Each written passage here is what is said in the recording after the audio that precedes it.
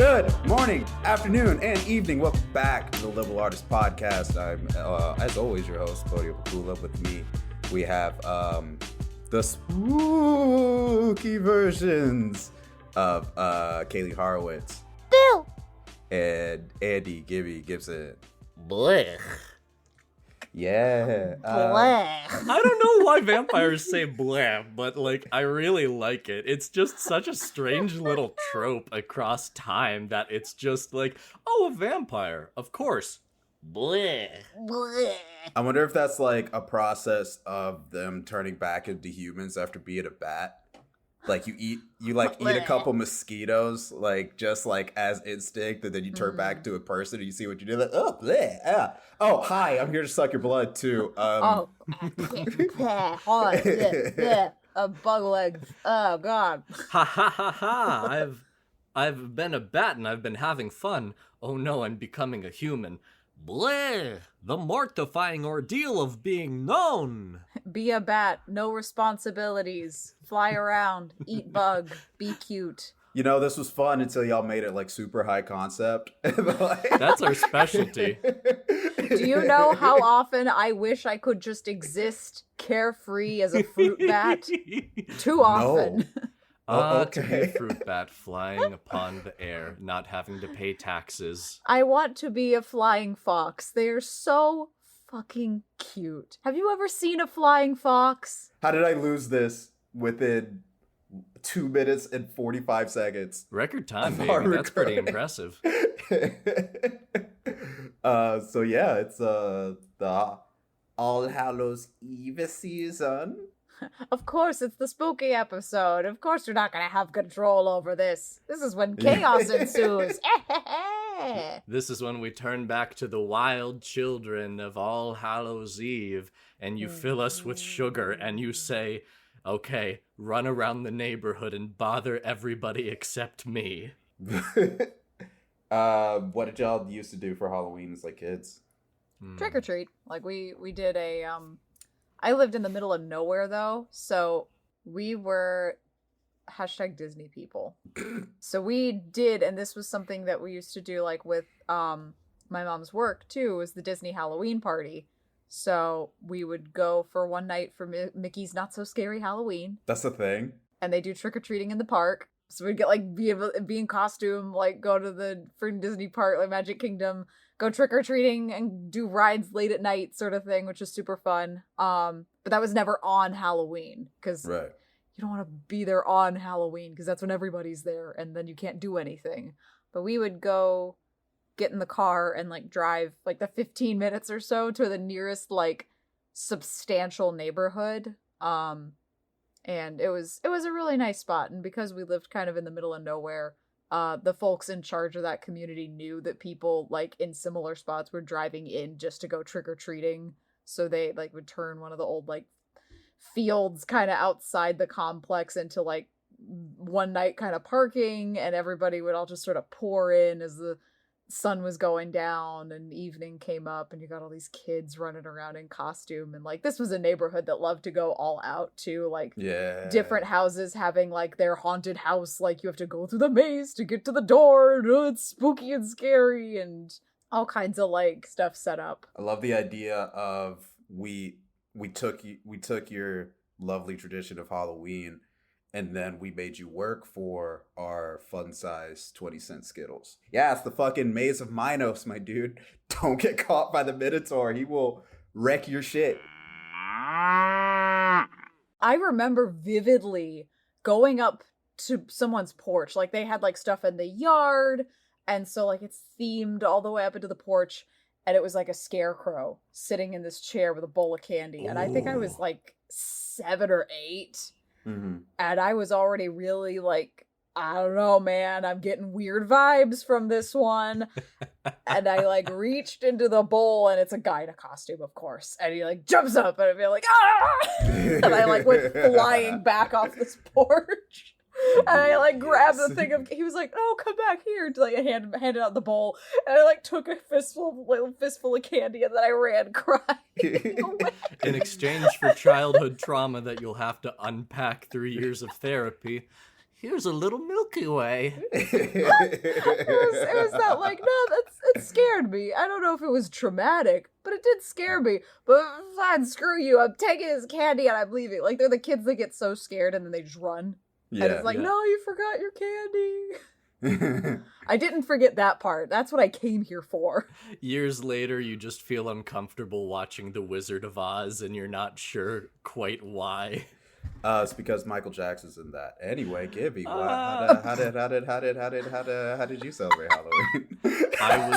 I was very much a traditionalist for many years. My mom and I, being the theatrical people that we are, were super big into costumes. We would go crazy hard on costuming and constructing our own materials. So I have many thanks to her for custom creating a Teenage Mutant Ninja Turtle suit out of foam, like the most accurate that a kid in Alabama could possibly have at the time outside of Hollywood, or all the great costumes like Jimmy Neutron, or later on when it was more teen-based stuff, like when I went to school as Stephen Colbert. Yeah, I was a Halloween costume at school kid. Oh no, anytime that like Spirit Week lined up close enough that they, even just Spirit Week costume days, or when Halloween was during the week and they let you dress, like, oh yeah, 100%. We go hard in the paint on Halloween. We go hard on that day. Hard in the face paint. I like that. That's so much better. My favorite Halloween memories, I have two of them. One, when I was 17 and I had a friend whose birthday was on Halloween, so we got in our golf cart as high schoolers among the 6-year-olds and just drove from house to house, getting the most efficient candy haul of all time. God. The dream, though, like I always wanted a like squad of friends to like you draw out the map of like, here's where we hit like right away at 5:00. We got to make it through this whole block, and we got to hit this neighborhood, and these are the people that give out like the full-size candy bars. Like I always wanted to do that, elaborate plan. Excellent. It was the supreme plan, like Ocean's 11 in my own neighborhood. But my other favorite memory was a couple of years ago, because I'm still a big Halloween guy. When I was 23, my mom and I, we got the band back together, and we made a Cap'n Crunch Halloween costume. Yes! So I went as Cap'n Crunch with a full family-sized box of cereal to a local big bar that always has a big Halloween costume contest. And out of 175 entries or so, I ended up coming in second place and getting $500 on a costume that only cost me like $25 to make. Who beat you? A girl who had a custom-made Pennywise that cost $300. Oh. So, you know, I'll take my 25 for 500 versus her 300 for 600 any day of the week. It turns out if you give strangers in a bar cereal, they will scream for you and do anything you need them to do. That also feels like cheating because hers wasn't homemade. You know, what are you gonna do? Spooky, scary Pennywise. I'm the Lord of the High Seas. Cosplay has entered a weird question into like Halloween craftsmanship and like costume contests, especially because for some people that's their job is I don't to give win a fuck costume about philosophy. contests. I'm here to win, baby, and the captain is behind the wheel. Whereas you've got like Halloween costume contests, arguably still in a separate sort of ballpark space, I would think, but they bleed closer together every year. Yeah. I'm the only cosplayer who's ever been in the black when it comes to making money versus spending money. I don't think that's inaccurate, and I refuse to look any deeper into that. I am the only person in the history of that bar who has ever been given more money than spent money at that place. Oh, I can guarantee. And I will take that victory. Crunchitize! Bo, do you have any fun memories? I remember once upon a time you were in costume on Halloween for a football game and got on TV. Yeah. I in college, I dressed up as a football game as a Green Lantern, Jon Stewart, and that's kind of the extent of my Halloween isms. My parents are not from the U.S., so when when a bunch of kids ran around dressed up as ghouls and goblins, my parents said, "Oh, that's demon stuff." So we very kindly, on the evening of October 31st, put a sign on our door that said "No trick-or-treaters" through my entire childhood. I can only imagine that's the case for a lot of immigrant families who are unfamiliar with, all the all the little devilish shit that children do. Right, and as like time went on, they got the picture, they got the message. It's like, oh, okay, it's just like a thing. So instead of staying at home, we did a lot of the. Well, the church says this is demon stuff, so they have all the church kids over on Halloween, so that you can still give your kids your candy and also get a bit of Jesus on the side, Jesus on the side of my Halloween candy is lit. It's lit, you know what I'm saying? Big J gave me a full-size Snickers for one Halloween. I was like, hell yeah, man.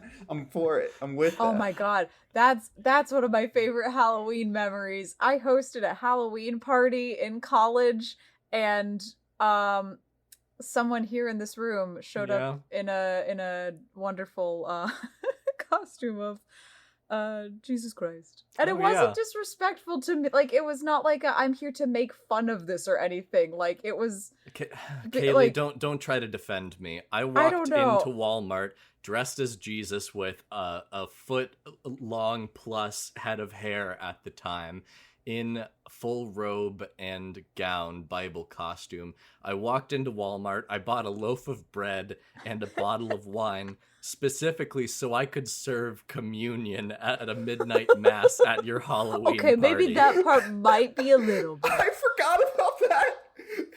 No, I didn't forget the midnight mass. I remembered the midnight mass. We on the Liberal Artist Podcast do not promote sacrilege. I'd like to say that right now. This isn't about that. This is about the fact that I lived in the middle of nowhere in college, and one of my neighbors had pseudo bottle raised an abandoned baby deer. Yep. And his name was many things. Touchdown, E.T. To me, it was God's vengeance, because as I was leaving that party around 3 a.m. or so, still dressed in my sacrilegious costume, that deer came up and headbutted me in the chest. And I found out that was God's funny little way of telling me to stay in my lane. It was a beautiful picture, though. A damn good picture. When you regret your creation. Yep. And it stayed inside the theater's wall of fame. And the Lord saith, pay respects, ho. The Lord yeeteth and the Lord yoinketh away. The Lord saith, get bodied, nerd. No, it was kind of like intense. This deer like squared him up and then just God has a funny way of doing these things. But before I embarrass myself more, can we talk about our topic? Yeah, speaking of possible sacrilege. Speaking of God's vengeance. Hold on. God's vengeance is probably the better phrasing in this direction we're going. We're talking about Castlevania.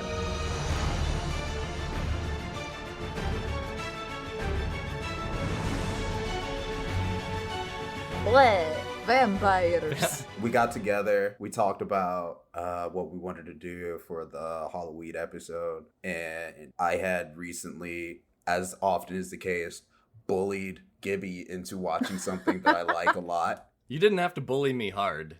I didn't have to bully you hard, ... this time.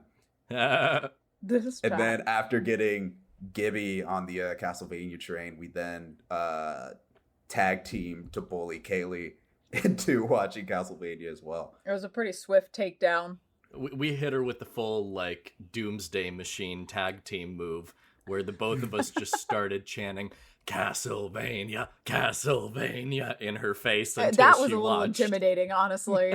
Like, being in the same room as that, as I'm like, I'm uncomfortable with this. Hey, it worked. And you watched it, and we're going to find out if you enjoyed it. As always, spoiler warning, right? Oh, big spoilers. All 4 seasons. Yeah, all 4 season spoilers. Maybe listen in, get a little bit.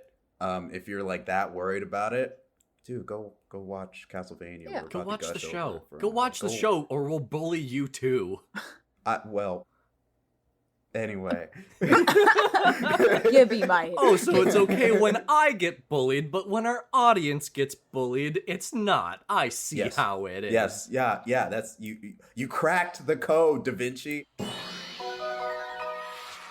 Another puzzle solved. Why don't you tell us a little bit about Castlevania as a property before we get into this adaptation? No. Okay.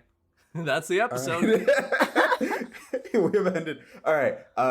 So yeah, for those not in the know, Castlevania is like, it's one of those classic video game series that people talk about a lot. In retrospect, here's my hot take. They're not that great. It was the 80s, Bo. You take what you can get. So like Castlevania as a series is kind of, let's put it to like modern stuff, right? It's kind of the inspiration to games like Metroid and Dark Souls in like its build and its setup. It's a lot of go to the place, get the thing, to go to the different place, get bodied by something that's like way stronger than you, to get to the next place, to go to the other place. The game really didn't see its peak until Castlevania Symphony of the Night, which is a masterpiece. Like, if you've ever heard the phrase Metroidvania, Castlevania's Symphony of the Night is the reason why they throw Castlevania in that. The game's great. It's really, really good. And it's all about vampires. Yeah. You killed Dracula. The Belmont family is in an eternal struggle with the big boss of vampires, Count Dracula, Vlad Tepes himself. Bloody Tepes. He gets reincarnated every 100 years or so. I think I'm getting real sick of this dude. The Belmonts keep saying over and over. Real fucking sick of this dude. How many times do we have to teach you this lesson, old man? Love me, young people. But yeah, your boy Vlad comes back. It's like, yo, what up? I'm back from hell, ready to do this new vlog. What's up? What's and then good? The recent Belmont tightens his shorts, grabs his whip, and jumps into Dracula's castle. Except when it's not a Belmont, and we'll talk about that later. Whoa. Yeah. There's only like 2 instances where it's not a Belmont. Still counts. Still counts. But yeah, so Netflix, in their seemingly infinite power over media and properties and franchises, produced an animated series. I want to say loosely based, but I think inspired by is a better phrase. This video game series, and it's cool as heck.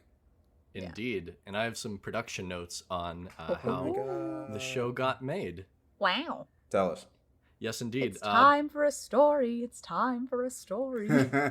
Basically, the production of the show started in 2007 or so when a prolific comic book writer named Warren Ellis was hired to script an animated movie that would be based on the third game in the series, Castlevania 3 Dracula's Curse.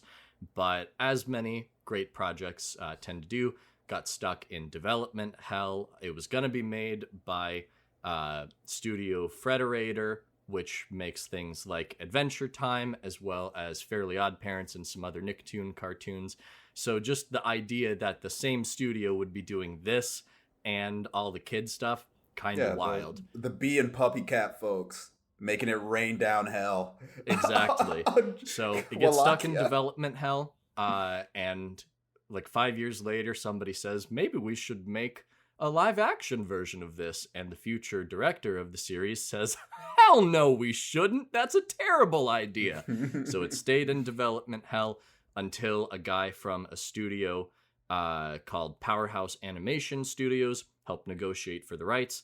That man, Sam Dietz, started working his legal magic there. Powerhouse Animation and Frederator worked together, animating the show using the same script that the 2007 movie was going to use, talking to Konami about keeping things consistent with the lore for the game and everything. And eventually Netflix was just like, dude, this fucking rocks. Let's do this thing.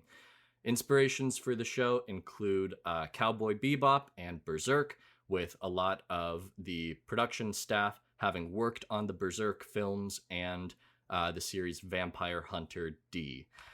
And that's pretty much the whole production. Can I express a grievance in what you just said? Yes, of course. This is the only thing I'm going to say about this.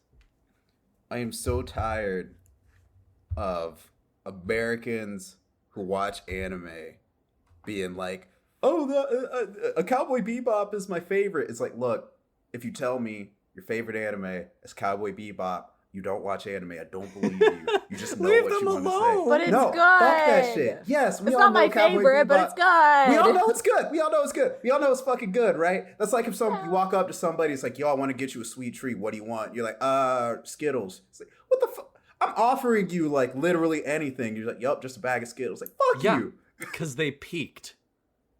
Skittles peaked. Skittles peaked all sweets, all confectionery tweets. Skittles was the prime of it. I'm done. Hashtag not spawn. You can't bully me out of this one, Bo. No, I was going to say, like, I don't think I recognized that it was the same studio that did Berserk, but in watching, like, especially all of the, like, back-to-back battle sequences that you start getting towards the end of season 3 and into season 4, I'm sitting here going, God, keyframing these must have been a nightmare. Absolutely. But they look so good. Like, there's some moments where they do the fudgy, like, it's anime fight! Wah! Things change rapidly and we kind of do the same shots where we can because production budget.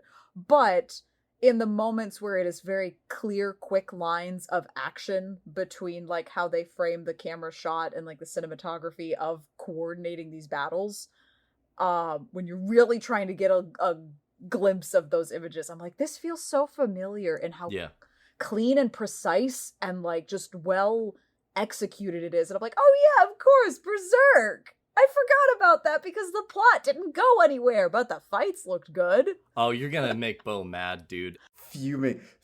No, but we're staying on topic. I'm not going to gush about I'll Berserk. give you a quick swerve and pivot. Funny you mention executions, because the whole show, the plot gets kicked off by an execution. Hooray! The premise of the show is that everything begins when the medieval church executes the wife of Dracula, a human woman named Lisa Tepish, for quote-unquote practicing witchcraft, when in reality she was just using the secrets of ancient science to try to help everything get better. She's burnt at the stake. Dracula is pissed, says in a year, I'm gonna wipe out all y'all boys, and wouldn't you know it, he starts a year later to make good on that promise. I gave you 1 year to make your peace with your God. And what do? Celebrate the day you killed my wife. Leaving only a couple of heroes to find each other and hopefully stop him. Those being Trevor Belmont, a drunken fuckboy from an ancient vampire fighting family, Scytho Bel Nadish, a speaker magician who's basically the Avatar, and Alucard, who is the son of Dracula. So that's awkward, but they'll figure it out in family therapy, I'm sure. Oh. That's the synopsis of the show. So now we can actually get into the nitty-gritty details. What's cool about all of those characters, along with a couple extra ones, is that they're all ripped directly from the video game series. Yes. So Dracula video game in canon. Yeah, his wife was Lisa. Video game in canon. Their kid Wait, was Dracula's in that game? Crazy. Yeah, who would have guessed, right? What is a man? A miserable little pile of secrets. Alucard is one of the actual playable characters in I think he's in Symphony of the Night. I'm pretty sure you play Alucard in Symphony of the Night. And I don't know if you guys know this, but Alucard is Dracula backwards. Oh shit. What? Whoa! Sypha and Trevor Belnades in Belmont are playable characters. And going into the bad guys, Hector, Isaac, and Saint-Germain are all from the same game. Shadow of Goth, of Darkness, of Gothic, of what? Gothic Darkness. Yep. The hash flinging, the sash bringing. and yeah, Carmela, my girl, is a recurring boss in the Castlevania series. What a woman. Yeah, God. That's a set. Step on me. I hate this. I hate it here. Already on that territory. I hate it here. So let's talk about what kind of themes did y'all see in the series, right? Like what did you notice? Some kind of like long-term storytelling that they did with the characters and such. The main theme that I see across a lot of the characters is that of grief and how to process it. Like the writers and the producers' original intent with this show was not to make a villain out of Dracula himself, to just be, bleh, I eat you all because I do the evil. No, what they really wanted was to create a tragic character who you understand why he's committing these atrocities. And it's not excusing it, but you understand why. And his whole arc and his whole downfall is because he cannot find a way to process the grief of losing the only human that's either never posed a threat to him or just been generally in his eyes any more than the rest of the animals on the earth. Because don't undercut it. They killed his wife. They burned his wife at the stake. And yeah, they took away the only person that ever truly didn't fear him, that respected him and loved him even, gave him a family. And because he can never fully process that grief, it blinds him to the treachery around him, the dangers knocking at his door from the trio of heroes or from the vampires within his own court. He is somebody who can never truly process that. Whereas we see in other characters, like with Isaac, with Alucard, eventually they're able to overcome the grief of their upbringing or their backstories, and they're able to become better people for it and help other people. And I think it's fascinating that you get a little bit of both of that in this series. I think one of the things like along that line is, on top of overcoming struggle, is using it to move forward and using it to better community, especially in the latter seasons. Like season 1 and 2 is very much, we gotta stop Dracula from killing the world. Let's right kill now. the vampire. Let's beat the boss. He is actively committing genocide at the time. It's kind of like just a little bit of genocide. He's not a good guy. But no, like, and so obviously that's kind of what you're preoccupied with in seasons 1 and 2. And there's a little bit of that discourse happening of like, what does the future hold in that respect?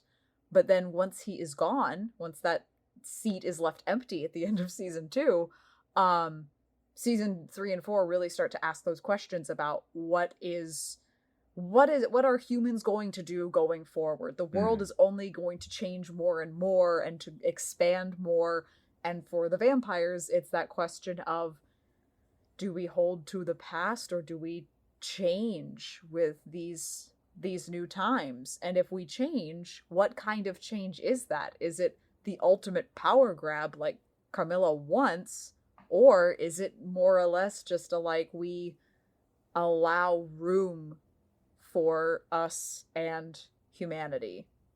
In a weird sort of like, yeah, but we are the apex predator here. Right. It's mostly like that sort of angle of it is brought a lot in the conversations between two of the lady vampires that we're introduced to later on in the series. Give me those names. Striga and Morgana, my lesbian queen. And also, goddess of the simps, Lenore. Ugh, she's so fucking pretty. And that's how they get you, Kaylie. Kaylie Horowitz, certified simp. Yes, main character complex. Simp for pretty redhead vampires, yes. Indeed. But no, like, they sort of sit there and watch Carmilla's scheme of global domination and go, do we really want that much responsibility? I was pretty good to just live our life as we'd been doing, and people seemed okay with that. And then from Sypha's angle of helping all these communities that they've been traveling into that have been dealing with this devastation, how do you build your community back after tragedy, and where do you start by picking up the pieces, and how do you move forward? Or in Isaac's case, do you need the community there, or do you need the space for community to grow later? Can they just come afterwards? Isaac's lovely community of demons that he has raised from hell, being a forge master, having command over necromancy. That's the neighborhood I want to live in. If Isaac taught me anything, all you have to do is give a zombie a berry. Like just a raspberry. Love his little band of his little goon fucking squad. Monstrosities. They were so great. He's got that one dude who's like, yeah, I was a Greek robber. He's like, hey, have a raspberry. He's like, oh, dude, I can live. It's like, hell yeah. Have a berry. Memories. The pirate, the ship captain. I want to be that guy when I grow up. Kind of gives pirate vibes, but yes, I love him so much. I want to be him when I grow up, straight up.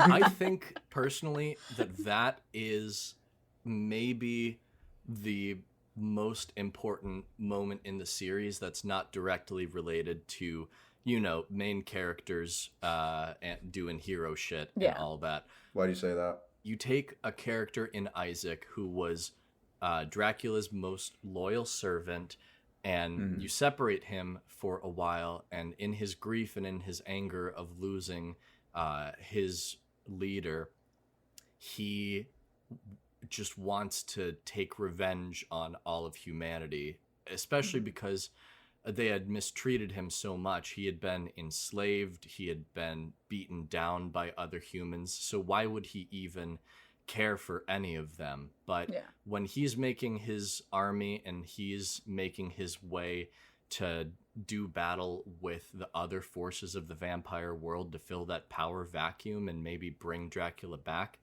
there's a moment where he meets with a ship captain en route back towards home, and they talk about, why would you just try to kill all of humanity when there's a chance that you can improve things and that you can make people kinder? And I think that takes him a long time to think about and to process, but eventually we do start to get there as he has time away from it all to process his own grief and to process how he feels about other people. I think that's some of the most interesting character work in the entire series. Especially just learning about empathy, not only for people, but also for the demons that he raises from hell, which used to be people, spirits of the damned that he's brought back to life. And I think that's fascinating. For a show that's very we're gonna solve a lot of our problems with fisticuffs and swords, there's still a lot of introspection and philosophy that gets weighed into the equation too. For some characters that kind of stuff is lost on, they're usually the ones that fall into corruption pretty easily. Looking at some of the folks that were in Dracula's court originally. But for people that stop what they are doing in the moment to recognize what that angle of perspective means, usually there is room for compromise, or at least convincing of some sort. Diplomacy is compromise. I get something, you get something. Neither of us get everything we want, but we both leave happy. I want to pivot a little bit because I agree with like all the stuff about grief and whatnot. But the main theme I saw in the series altogether is agency, like, and the lack thereof or gaining it. Yeah. Staying on the Isaac train. I feel like his whole spirit journey throughout season 3 is when he goes on his journey to get revenge on Hector, and he's meeting all these dudes. There's like 2 people and a couple demons who are nice to him, and he's constantly going back and forth with that. He's someone who never was allowed to have agency throughout his life. Absolutely. And he spends that journey getting it, and it changes who he is. Meanwhile, fucking Hector. Man, that guy went through a lot. I fucking hate Hector. He's a great character. He's a perfect character, but I fucking hate him. He is someone who is constantly given chances to have agency and to take agency, but he always puts the decision making onto other people. Yep. Unfortunately for him, those people tend to be vampires who don't really care about him. Yep, they only keep him around because he is also a forge master, and Exactly. He's an idiot, but he's a useful idiot. Yeah. That's me. Fuck it. No, but I like you. Hector. We like you. We like your arc. You have agency. You're not a simping What's dumbass. my arc? I think on the same track of agency, the show does a really good job of putting people of color like in the show, like have them having agency again. For a show about mythos and mythology that come out of like Western Europe, it was East nice Europe. To see that representation. It is Eastern Europe because Wallachia was a real region in Europe, and it was united in the 1800s with other associated kingdoms and lands to become Romania, all under one collective flag. You know who was also under that collective flag? Transylvania. Yeah, Yep. where Vlad the Impaler, who's the inspiration to Count No, I Dracula. hadn't realized that was legit. Okay. Yeah. But going But again, further, it's Europe. yeah, it is definitely Europe. Going further into what I was saying though, on the terms of agency, there's also I want to use this to pivot back to talking about the Circle of Sisters, right? Or lesbian vampire queens. But there's also a lot of women in positions of power. In season 4, you have Greta and Zamfir, who are both effectively heads of state, but like kind of polar opposites, where Greta is like a noble head of state, and Zamfir is kind of driven insane by her trauma. Only a little. Only a little bit. What's a skeleton court? I also really want to go back to talking about the Council of Sisters, especially the dichotomy between Carmela and Lenore. Kaylie, as the local, at least partially female identifying person.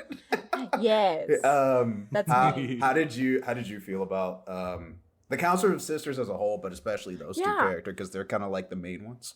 No, and there's a like even in season 1 it was that like just lady vampires. Some of them are in the background, like oh god, is it Cho? Cho, yeah. Yes, the Japanese vampire. Our Japanese vampire. We get a couple other lady vampires in Dracula's court, but Carmilla's sort of the biggest player there. She's the one taking most of that agency and trying to get under everybody's skin just a little bit, try to get that control. And so there's that idea that she originally, like when we were first introduced to her, lends into that femme fatale kind of character of, I don't know if I want to trust you. I don't like what Dracula's doing, but I don't know if I would like you any better sort of idea.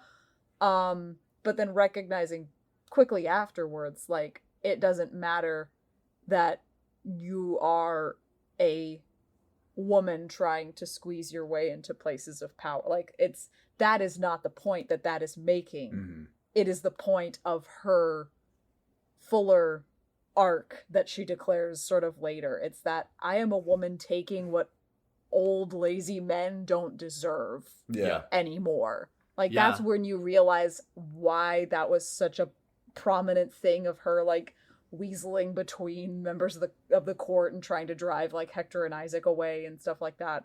It is a part of this bigger ploy. I wasn't going to be dictated to by mad old men anymore. And then to see her compared to Lenore, who is very I am the diplomat. I negotiate. I don't want to fight. I'm here to talk. And if we're not going to talk, then I'm done here. Like she's softer and more gentle, but she is not weak. Yeah. She just restrains much more than Carmilla. So you have one character who wears that very proudly in their presence, and like wears, not even like signifyingly wears something, but like in their energies carries that strength with her, and one who doesn't make a big show of it. Yeah. That knows she is capable, but refrains from giving information away, basically, as a diplomat. Yeah, and here's the interesting thing I wanted to talk about between them, going with like the agency idea. It's like with we'll talk about Carmilla first. We see her, because she always has like a lot of agency. She comes in straight up girl boss. She's like, I tell you what to do. I tell you what to do. Girl boss. Genocide. I got Brand by the ear. I'm telling Hector what to do. Like, all the time. Manipulating Hector in all the ways that she knows she can't manipulate Isaac, because Hector isn't as to the death loyal. Because Hector's a bitch. But you see, just a little. It's because you see her try to impose her agency and her will on the world, and it gets she gets a little too big for her big girl britches, right? And that ultimately collapses, literally blows up in her face, or I guess on her, through her heart, because she explodes. I am Camilla of Styria, and fuck you! I win. Meanwhile, you have Lenore, right? And I think, at least in season 4, I think she's kind of the most interesting character, even though you don't see her a lot. Because in season 3, you see her being the diplomat, especially with Hector. Yeah. Like, talking circles around this guy, manipulating him, all this stuff. And she landed for me in a camp of, now I don't know whether I trust you in the same way. Like, are you better or worse than, like, Camilla was to Dracula? Because I wanted to believe that she was trying to do some good for Hector, but I also was not... like, at the same time, I was like, but I don't know if you're going to quadruple agent this shit all of a sudden. I can't tell. But you come to season 4, and Lenore has lost her usefulness. Because they're like, we don't need diplomats anymore. Hector's already on our side. We're taking over Eastern Europe and eventually all of Europe and Asia. Diplomacy is out the door, right? And through losing her purpose, she also loses her agency. You see her spending a lot of time just like in a chair in Hector's forge. When Isaac comes in and invades Carmilla's castle, she is best scene. Literally caged and useless. Yeah. And you get to the end and you see this person who had a bunch of agency and lost it and recognized, I'm never going to get it back. And she's like, well, whatever, it's time to go full Ophelia. I'm jumping in the river, baby. Yeah, but I was so sad. Bathe in the sunlight. So I think there's something that I just realized with us talking about agency that's worth pointing out the dramatic irony of it, in that both Carmilla and Lenore at different points had manipulated and captured Hector as a means to an end to create their demon armies, as he's the only one within their grasp who can. And at different times, they had referred to Hector as a pet, dehumanizing him, taking away his control. Carmilla more so through power and direct violence. At the end of season 2, after she realizes that her main scheme has been interrupted by some other forces, our heroes. She just starts taking all of her frustration out on Hector and just beating the shit out of this poor bastard. Girl, same. And chaining him up, stripping him nude, making him walk behind the horses, calling him a pet, calling him a thing, whereas Lenore is almost doing it in a condescending way. She uses her feminine wiles to take over him. She slips on a magic item during when they're having sex to make him into a slave, and once again says the term pet. But after everything has fallen apart for the Court of Sisters, it's now that Lenore has really lost all control and all agency over everything. And because she's had the tables turned on her, she can't stand to keep on living in the world. She knows that she kept Hector as her pet, but there's no way that she could accept being anybody else's pet and plaything. I think we're kind of dancing around it, but I think something that this show does really well is that your titular cast are great and they're cool and they're amazing, but they're not the most interesting characters in the series. I still love them though. No, they're amazing. They're cool. Trevor and Sypha are not characters that have a lot of development other than becoming more active or becoming more pessimistic. They are the plot drivers when it comes down to it. Everybody else, it's much more about checking out the themes through them. Trevor and Sypha sometimes unintentionally affect other characters because their goal is just, hey, let's kill Dracula. Let's do some D&D quests where we clear out some goblins from the forest. Right. They are not the main focus for character development, which allows everybody else to develop more. That's not to say that they don't grow and change over time. And I think rather than having a big character arc, you see more of a relationship arc between the two of them. Yeah. And most of that happens between seasons 1 and 2 as they are learning to work as a team and also pull Trevor out of his drunken, self-deprecative stupor and give Sypha more of her own purpose as opposed to just what it means to be a speaker. Yeah. But give her her own path. She starts to live for herself as opposed to just living for her people. To do what you want to do rather than just what you're told you're supposed to do. And get Alucard out of bed. Those are the goals. My boy Alucard. I think wakey. you have two different groups of characters for the most part, the plot drivers and the thematic ones. But I think Alucard is the perfect balance between all of those. I love that sexy goth boy, that absolute hunk who just can't get out of bed and starts talking to the dolls. Oh my god. I am losing my mind. The fact that you have this character who, you'd expect to be just completely dramatic, like edgelord rogue, like, my dad is the evil villain of this, and my goal is to kill my dad. But at the same time, once that goal actually gets accomplished, you just have so many moments of him trying to process his grief, trying to learn that loneliness isn't going to make him happy, but at the same time that making yourself vulnerable and open to other people can get yourself hurt. For most people, that means emotionally. For him, it means tied up and almost killed by some sexy Japanese twins. But, Which I had no idea where that scene was going the whole time. That whole, end of season 3. That was a lot. I was like, there is so much happening There was a lot of me screaming, "Don't do it!" in every Sex sense and violence, of the word. baby. Yeah, in every sense of the word. I was so uncomfortable. In a good way.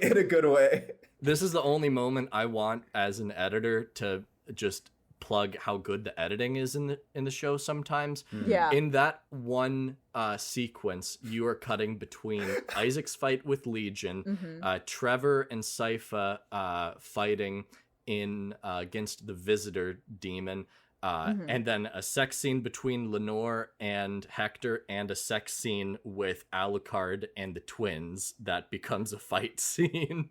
So there's just the fact that they were able to cut those 4 scenes together and have it be not only coherent as to what's happening, but also keep the same tension. That's all I want to say, because hot damn, that was very cool how they put that all together. Yeah. It's very, very But good. God, Alucard, and I'm glad that they give him so much time because he's so important to the core series of games. Yeah. And to my understanding, he seems like he's a fan favorite. What? Sexy, tall, anime pretty boy Sad. who's muscular and has long hair and feminine facial features be a fan favorite? With the floating What? Sephiroth sword. Oh, yeah. All day. Oh yeah, also just like a really good fighter and has a cool magical sword. And can become a wolf. Just, you yeah, know, because... and bats. And bats. Wolf, bats. Get wings. Yeah. Here's a pop quiz for y'all. Who are, excluding the really weird Castlevania fighting game? Oh god. Yeah, it's weird. The guy who did Death On the Note. Wii. Yeah, the guy who did Death Note designed all the characters. There's a lot of leather and belts. It's bad. It's like Final Fantasy, but worse. not Final Fantasy. Who are the playable characters? Gibby, if you know, don't answer. In across all games? Across Across all all games, yeah. Which one of the Okay, characters from Castlevania the series are playable? I think I know some of these, so I'll let Kaylie go. Well, yeah, I'll take a stab at some of them. Uh-huh. I'm gonna assume Alucard. Sure. I'm gonna assume Trevor, or at Okay. least a Belmont of some sort. There's a couple. Yeah, like I imagine there's more explored in the game since they span a lot longer time. Yeah. Than the series does. Is like Sypha as Sypha, or is it a Maybe. different speaker magician elemental character? Are you locking in your answer? I'm locking it at Sypha. Okay. Like idea, or at least like I don't know. It's So I'm that, gonna like, give you you. know that, I'm gonna give you a hint. It's 3 of them. So you got your 3. Yeah. Do you got your 3? Okay. Do you got your 3? Is that yeah, I'm it? gonna go with those 3 because you've got red, blue, and yellow. Ooh. As the so it's primary that nice colors. like indicator of we have the fighter, we have the defense / like I don't know, Fighter, sorcerer, rogue. supernatural, but yeah, and Yeah. then Sypha is obviously your magic user elemental character Yeah. who needs to recharge their spell slots or some shit. Yeah. Mhm. Gibby, who are your 3 picks? Oh, geez. I know for sure Alucard is one of the characters. I think I saw some gameplay that Isaac was one of them as Okay. well. That's number 2. And then I'm going to go with, oh God, it's probably not Hector. Hector's probably a villain because he's a tragic, dumb boy. I'm going to go with, I'm going to go with Trevor, but I know that the more famous Belmonts are his kid or a descendant Richter, and then Simon and all that. So yeah, Simon and Richter are both his descendants. Yeah. So I only know about that because Smash. Smash Bros. So you both of y'all got 2 right. So congratulations, you got a 66. Alucard, obviously. Trevor, obviously, he's a Belmont. Yeah. Number 3. Gibby, you had it backwards. Hector is the main character. Son of a gun.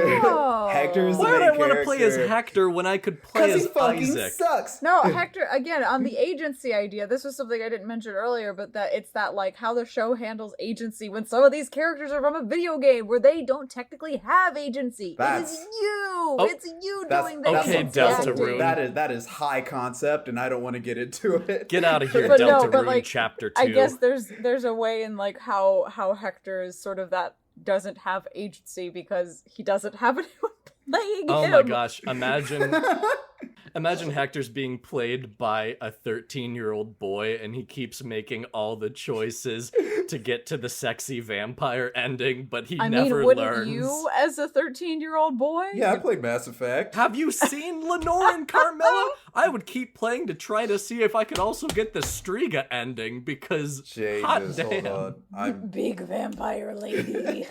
Yeah, 2021 is the year of the big vampire lady. From Resident Evil to Castlevania, we love 8-foot-tall kick-ass vampires. Yes! Man, I don't.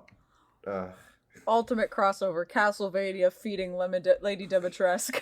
Please, Good no. God. We're gonna break Bodio. Is it a good time for us to do a quick summary? Yes, please do it. What'd you think? I really loved the show. I never played any of the games, but I'm familiar with all of them. But if you're looking for something that's gothic, but with a lighter side that has a lot of humor, a lot of character, and strangely, a lot of hopefulness, I think this is something that you should check out. The animation is gorgeous. The Yes. action sequences alone, though gory and bloody, Oh, are yeah. so artfully constructed. And I think the way that they use light and shadow, the colors that they paint these palettes with is gorgeous. The cast is terrific. I think the writing's great. Pacing can be a little off here and there, but overall, if you binge it all together, I think it's well worth your time. Oh yeah. No, I definitely in that camp of the things that stood the most out to me were the animation. Like, again, it's beautiful. It's not for the faint of heart all the time. No. So take that with a grain of salt. And use it to kill a zombie. Yeah, take a grain of salt and some holy water. Sanctify. I also I love the writing of the characters, but I also love the writing that exists in that world and the way that these people live with all of this and the humor that can still be found through it. Like, I fucking love Saint Germain and the judge, like the Lindenfeld judge, not the other religious nut judges that we see are actually part of a corrupt state. Yeah. But the judge from Lindenfeld, like, I love his dialogue and his banter and the way that Saint Germain like throws humor in situations to try to de-escalate, and how Trevor will deflect with, like, I love all of the ways that they find humor and levity in these characters in such a grim, dark atmosphere. Of course she loves the character that's played by Lucius Malfoy. Yeah. Yeah, the judge. job. You know who that is? That's Jason Isaacs. I know, and he's so I love him. He's a good such actor. a good actor. What the fuck is toilet paper? Like, again, the writers, like, not just like writing in world as response, but also just writers finding moments to like move things forward or like develop aspects of world or relationship through humor. Mhm. And also just the kind of the trio that Sypha and Trevor and Alucard sort of form in that regard, and how they're all kind of like at each other's throats, like, you fucking idiot. Like the ending of the like, somebody help this man, somebody kill this man, okay, somebody help this man, somebody kill me. Like, I love that so much. Can I trust you boys to get along? Eat shit and die. Fuck you too. Yeah, like, it's so good. It's intense where it needs to be. It's really tragic and beautiful in other moments, and it's also really funny despite all the gore and sorrow and You gotta be funny bloodshed. and learn to deal with it when it's 1450 bad. Yeah. Hell yeah. Y'all don't need to hear my take. Go fucking watch Castlevania. Yeah, you wouldn't have bullied us into watching it if you didn't like it. Hell yeah. Unless you were sticking our heads in the proverbial swirly toilet to be like, watch this bad thing. I could do both. Loser. What were favorite episodes? Episodes. Favorite episode for me is the Battle of Styria between Isaac's army and Carmilla's court. Sure. And then, obviously, the trio versus Dracula. And Yeah. then, if I can name one battle in particular, it's Isaac versus Legion, which is directly taken roughly from one of the games. That's some of the most gorgeous animation I've ever seen before. Gibby loves Isaac. Apparently. He's great! There's a plane flying over me. I don't know if you'll hear that or not. We're dropping Isaacs on you. Yay! They're dropping berries. Night creatures come falling from the sky. Kaylie, Bo, favorite episodes? Fuck. Kaylie, go. Oh, okay. I couldn't tell if you were about to say yours or if you were stalling for time. I didn't think about this. With my main character complex, I'm a sucker for finales. Namely, in this case, the season 4 fight with, spoilers, death. Yeah. Death. And that's sort of the tragedy between Saint Germain and all of that kind of boiling over, and I was very upset that, like, buddy, I wanted you to get what you wanted, but, like, the fuck, dude, this wasn't okay. Maybe you shouldn't have been a dick. I'm not gonna go into this, but I don't think Saint Germain's a dick. I think his girlfriend's a dick. You know, like, she could have, like the number of times something. that, like, she was there in the doorway, and it's like, you can't just pull him in, you fucking asshat. Yeah, it's like, dude. You know, maybe if your boyfriend murders a dude to try to, like, get you to pick up the phone, maybe you're not the problem. I think you are the problem. Because if you weren't like, oh man, we got lost in the infinite corridor. See you, dude. I know you got me in here, but I'm going on an adventure. It's like, homie. Ian and I watched we watched the whole thing together, and we were, the first time we get to see the, like, inside of the infinite corridor as he's flashbacking, and we're sitting there going, oh wow, I love Doctor Strange, and then it opens up in that, like, twisting space world that he loses her, and we're like, oh my god, it's Doctor Strange. The MC Escher picture. But my other one was end of season 4, but also end of season 1, specifically because of Alucard's moment of decompression, or not the end of season 1, end of season 2. Yeah, like, the fight is over, everything ends, he is in the room, and it's just all of that emotion. Like, that scene will haunt me forever, and it's so beautiful, and I love it. I just want to give him a hug. Oh, yeah. You just see the tears rolling down past the fangs, and I'm just like, I get why you're a fan favorite. Oh yeah. Hell yeah. Absolutely. All right, y'all. Let's wrap it up. Thank you so much for joining us and listening in. Join us next time when maybe I'll say my favorite episode. Happy Halloween, y'all. Peace. The Liberal Artists Podcast premieres every other Thursday on your favourite podcasting platform. The show is hosted by Bodio, Kaylie Horowitz, and Andy Gibson. You can find the show at LibArtistsPod on Instagram and Twitter. Thanks to Whitehot for performing the theme song Reflect, which can be found on freebeats.io. Now, I'm off to go exploring, and maybe, just maybe, I'll find a sheep that I can call my own. Good day. Stretch it out. Get pop all the joints. Throw them out of your system. Reject your skeleton.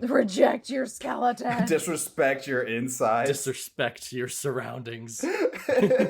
Dun, dun, dun, dun.